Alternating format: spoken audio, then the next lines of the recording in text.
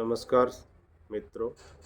आज इस वीडियो के माध्यम से मैं पर्वता खगड़िया में स्थित डुमरिया बुजुर्ग के माँ भगवती, जिसे विषहरी भी कहते हैं, के चमत्कार को साक्षात मैंने अपने जीवन में देखा और उनकी शक्ति को देखा। इस वीडियो के माध्यम से मैं अपनी बातों को रखना चाहता हूँ, आप सुने। यह बात करीब 2008-9 की है। उस समय मैं बिहार के श्री मोती हजारी +2 विद्यालय डुमरिया बुजुर्ग पर्वता खगड़िया में अंग्रेजी विषय में शिक्षक के पद पर कार्यरत था। उसी विद्यालय में रहा करता था। वहाँ से कुछ दूरी पर डुमरिया बुजुर्ग में एक विशाल भव्य माँ भगवती, जिसे विषहरी भी कहते हैं, का मंदिर बना हुआ है। मैं उस मंदिर में अक्सर शाम को कार्य से निवृत्त होने के बाद दर्शन करने के लिए प्रतिदिन जाया करता था और माँ भगवती का आशीर्वाद लेता था। लोग उस मंदिर के महिमा के बारे में बहुत बखान करते थे। यहाँ तक कि जो भी उस क्षेत्र में जो भी प्रतिनिधि, विधायक या MP चुनाव लड़ते थे, अपने कार्य का शुभारंभ उसी भगवती मंदिर से करते थे। गांव में किसी भी तरह की कोई घटना हो जाए, लोग क्षमा याचना वहीं करते। किसी भी तरह का संकट है, जाकर माँ भगवती से कहते थे। माँ भगवती उनके संकट को दूर करती थी। इस तरह से माँ भगवती का पावर मैंने कभी देखा नहीं था। एक दिन की बात है कि मेरे जीवन में एक शौक़ था कि मैं नगाड़े जूते को पहनूं, लेकिन पैसे इकट्ठे नहीं कर पाता था। ट्यूशन करके मैंने एक्स्ट्रा पैसा इकट्ठा किया और एक नगाड़े जूते को मैंने खरीदा। लेकिन नगाड़े जूते को पहनने के बाद मैं चाहता था कि ये जूता मेरा बहुत दिन तक चले और ये गंदा नहीं हो।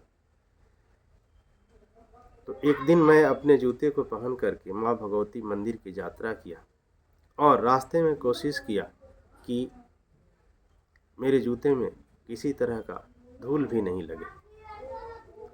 मैं चला गया।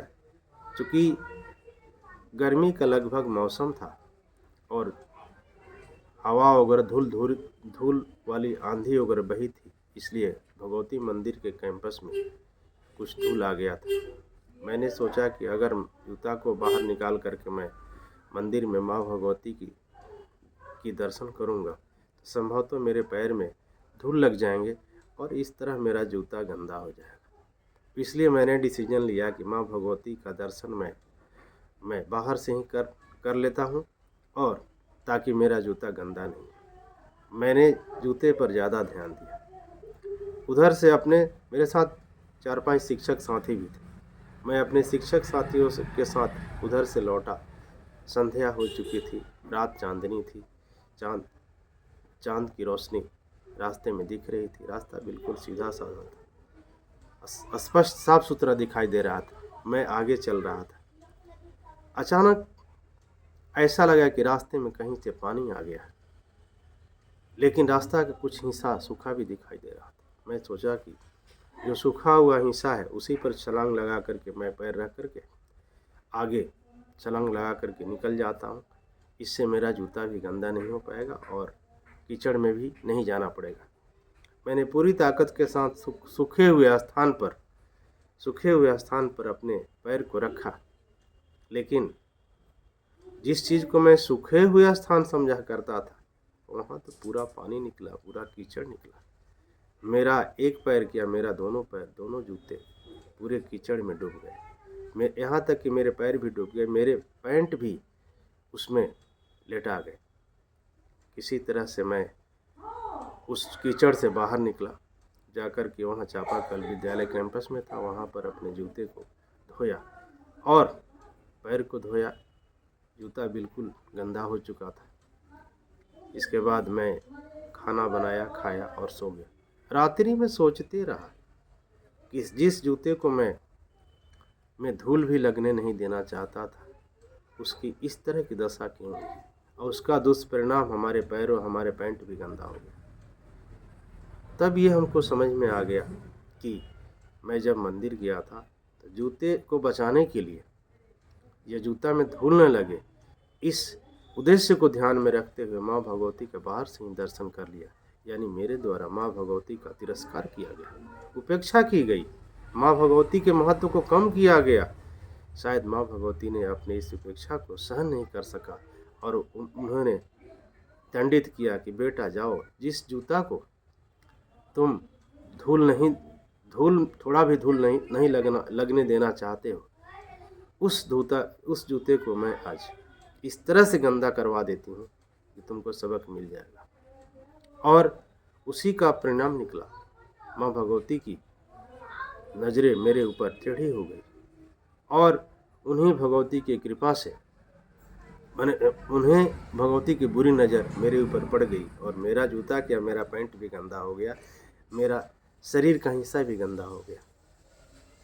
इसलिए मित्रों, मैंने साक्षात माँ दुर्गा, माँ भगवती का चमत्कार अपने जीवन में देख लिया। हे माँ भगवती, हे माँ भगवती। फिर जाकर दूसरे दिन मैं कान पकड़ करके माँ भगवती के सामने क्षमा याचना की कि माँ भगवती, हमसे गलती हो गई, हमने आपके पावर को सुना था, देखा नहीं था। कल मैंने आपके पावर को देख लिया, अब आप हमको क्षमा कर दीजिए। आगे से इस तरह की कभी हम गलती जीवन में नहीं करेंगे। और हमें उम्मीद है कि माँ भगवती ने मेरी गलतियों को अपना एक बच्चा समझ करके, ठीक है, मेरी गलतियों को क्षमा कर दिया। और इस प्रकार मैंने अनुभव किया, अपने सामने देखा माँ भगवती की, माँ विषहरी की साक्षात चमत्कार अपने जीवन में देखा। उस दिन से मैं नतमस्तक हुआ और कभी भी प्रयास करता हूँ कि उपेक्षा नहीं करता हूँ। इन्हीं चंद शब्दों के साथ मेरी ये बात यहाँ सब कहानी समाप्त होती है। मैं आपसे निवेदन करूँगा कि हे, जिस तरह से माँ भगवती मेरे भूल को स्वीकार की, मेरे भूल को क्षमा किया, मैंने भूल को स्वीकार किया और मेरी माँ भगवती ने मेरे